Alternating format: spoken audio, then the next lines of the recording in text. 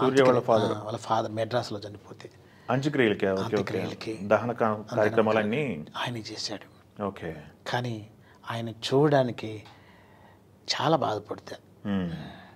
ఎందుకు sir? Discipline లేక అంటే అని మీను అంటే కాదు, అది అక్కడ మెడ్రాస్లో ఎలా ఉంటుందంటే ఎవరికన్నా బాడుగా అద్దెకి ఇస్తారు కదా, సామాన్యంగా పోరు ఇంట్లో ఉంచి ఇల్లు ఆక్రమించుకుంటారు.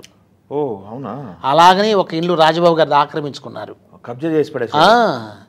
మా ఇంటి పక్కనే రాజబాబు గారి ఇల్లు. మరి ఎట్లా? మరి అది లాగేసుకున్నారా లేదా అంతనా అయిపోయిందా? అది ఇంకా నాకు తర్వాత తెలీదు. తర్వాత పిల్లలు నాకు కొన్ని చెప్పారు, అలాంటివి కూడా ఉంటాయి మెడ్రాస్లో.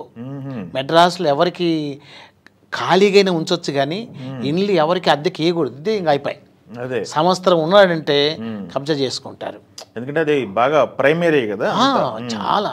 అలా అప్పుడు ఏం చేశాడు మన సలీం గారు అంటే ఎవరినో మనిషి పెట్టి కొట్టించాడు. అది పోయి అతను తగిలి చనిపోయాడు.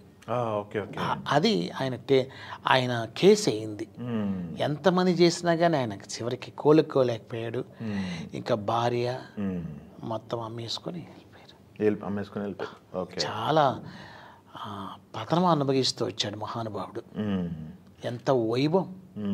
అప్పుడు ఎన్టీ రామారావు గారు తమిళనాడు ముఖ్యమంత్రి వాళ్ళ కొడుకు బర్త్డేకి ఎంతమంది వచ్చారు. మా అమ్మగారు కూడా వెళ్ళారు. సలీం గారి కొడుకు బర్త్డేకి ముఖ్యమంత్రులు వచ్చారు. అంత వైభవం, అంత వైభవంగా బ్రతికాడు ఆయన.